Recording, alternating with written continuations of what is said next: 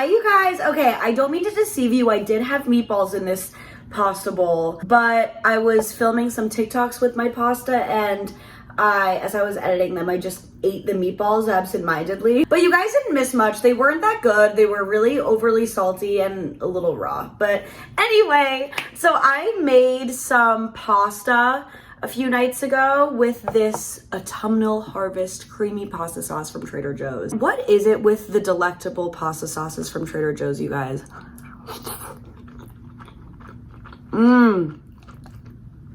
But this sauce just hits different. And the cashier was even like, this sauce sells out a lot.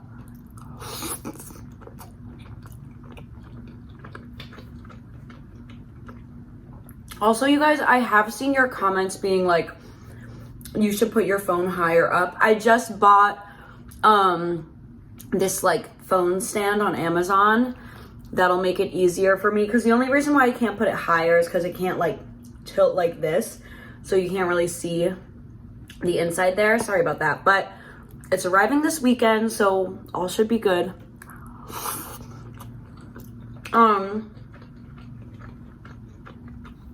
I thought I would give you guys a little spooky story time. Ooh. A long time ago, I think it was in 2020, when I first started making videos, I talked about John List, which is basically about this murderer that murdered his whole family in my hometown.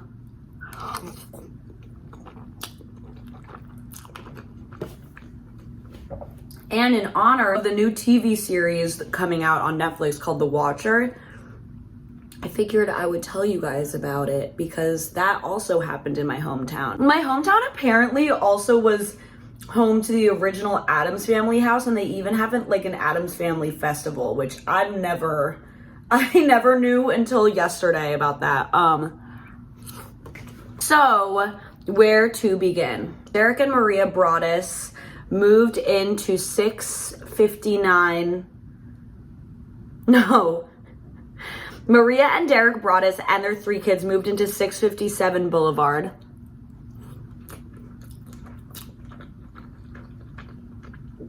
In Westfield, New Jersey in 2014.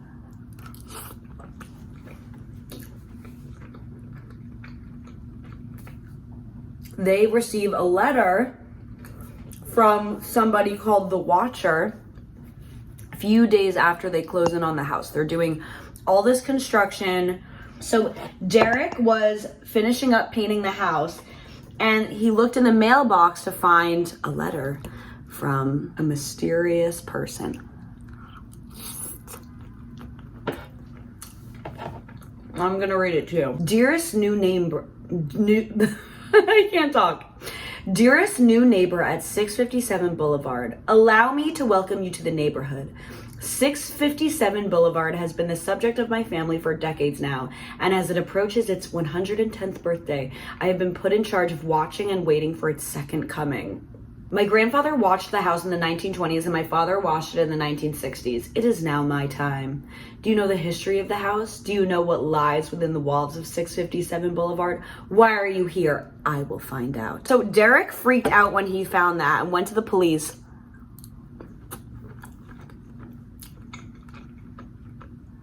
The police were like, we don't really know what's going on, but keep this on the DL because it might be one of your neighbors.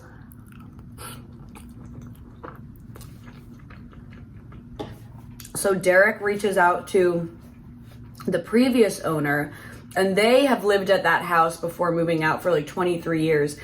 And they said that they received a letter from the Watcher a few days before they moved out. But in their whole 23 years of living there, they haven't received a letter like that. So it's a little weird that they did receive it before they moved out, but nothing has been weird for 23 years that they lived there. So the cops were like, okay, we don't really know if this is a big deal or not, or like if it's just some random kids playing a trick.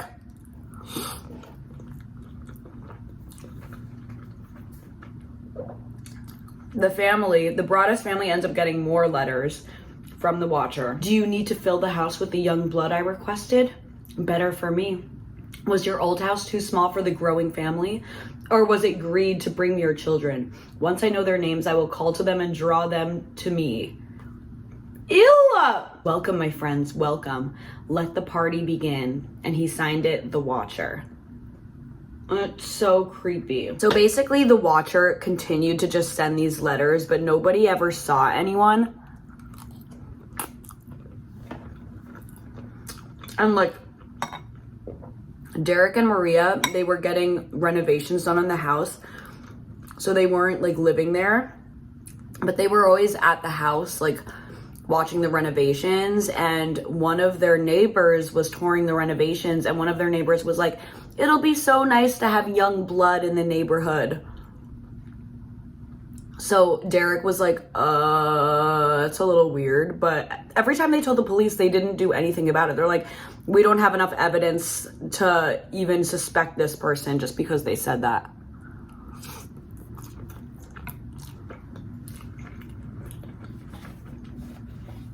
If I was receiving these letters the second after I received the first letter, I'd be like, I know we just bought this house, but we're not moving in here. Like, no way.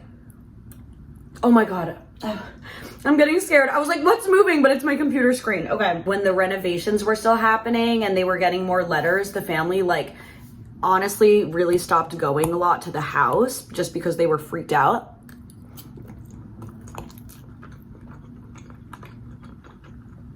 Rightfully so.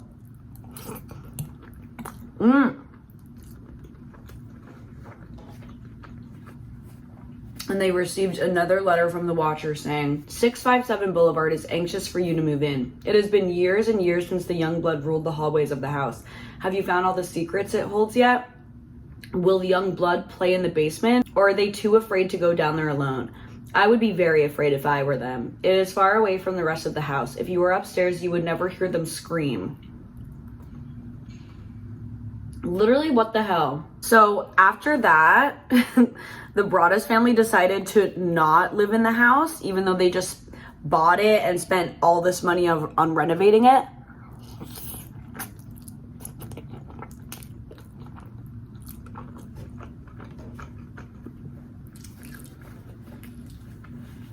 But also they still wanted to find out who the Watcher was. So they looked at every single possibility. One of their next door neighbors, the Langfords, it's basically this 90-year-old woman with her like two 60-year-old sons still living there, and one of them had schizophrenia.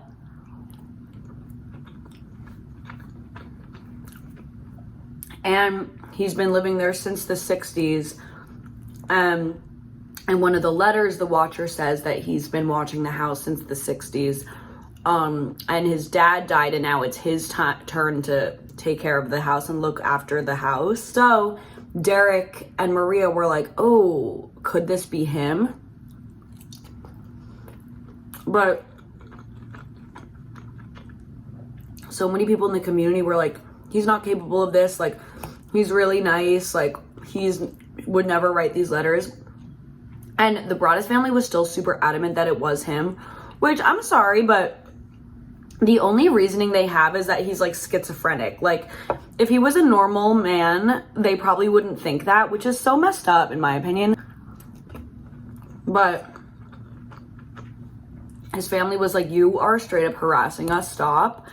He is not the Watcher. And honestly, all of the energy they put on Michael Langford being the Watcher was so stupid, because right behind 657 Boulevard was another house, and there were two lawn chairs always pointing straight at the 657 Boulevard. It wasn't even facing their own house, it was a couple, and the chairs were always facing the Watcher house. One of the painters at the Watcher house noticed a man in the house behind them just staring at the Watcher house.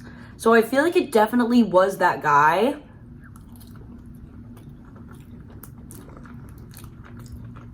And after the Broadduses ended up selling their house for a way discounted price than they bought it for, because they told everybody that was interested in the house about the Watcher and about the letters.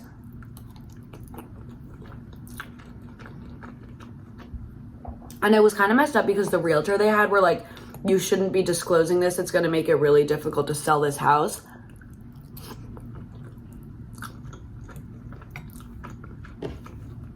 Thank goodness the Broadduses were good people. I mean, they know how it felt to like go through all that, but like, if I was moving into a house with all this stuff, I would want to know, you know? Especially if you're selling it to a family with like kids, you know, it just doesn't seem right.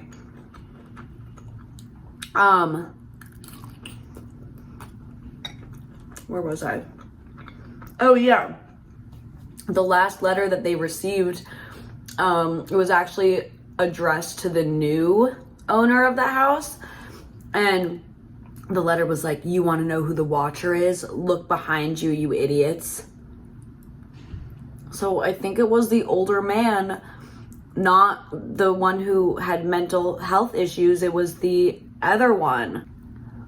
Oh, they also did DNA on Michael Langford and it came back negative. So they were just harassing this poor man because he was schizophrenic and they thought it was him. But the Broadduses were like, this drove them absolutely crazy. Like, Derek would stay up at night looking around. Maria, when she was going shopping with her kids, she would like freak out if somebody would look at her kids for too long, and then she would like ask for their names. Like, they were just basically going crazy at this point. And a lot of people think that they set up the letters themselves as a way to get like insurance, or they had what people call buyer's guilt, like they didn't have the money to afford the house they just bought. But honestly, I feel like that's a really intense way to get yourself out of getting a house, because you're involving your children and like,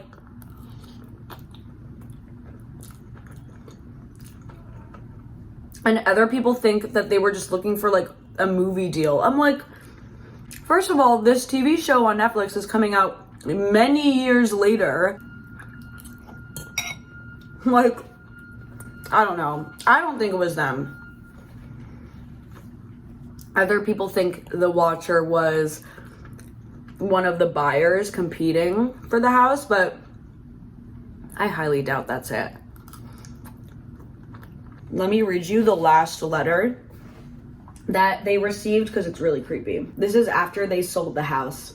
To the vile and spiteful Derek and his wench of a wife, Maria. Again, like, if they came up with this, why would they? I just don't, I can't imagine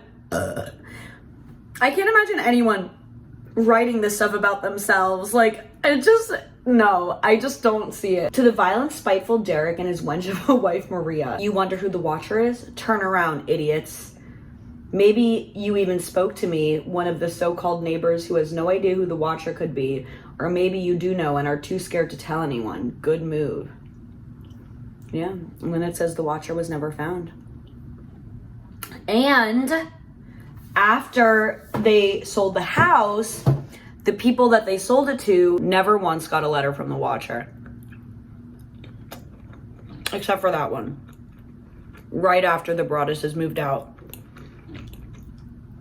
Oh, the Broadduses never moved in. They finished renovations and then they sold it. So right after they sold it, that letter was found. But then after that letter, there was nothing. So I hope I explained that well. So yeah, that's another little haunted tale about Westfield, New Jersey. Perfect timing.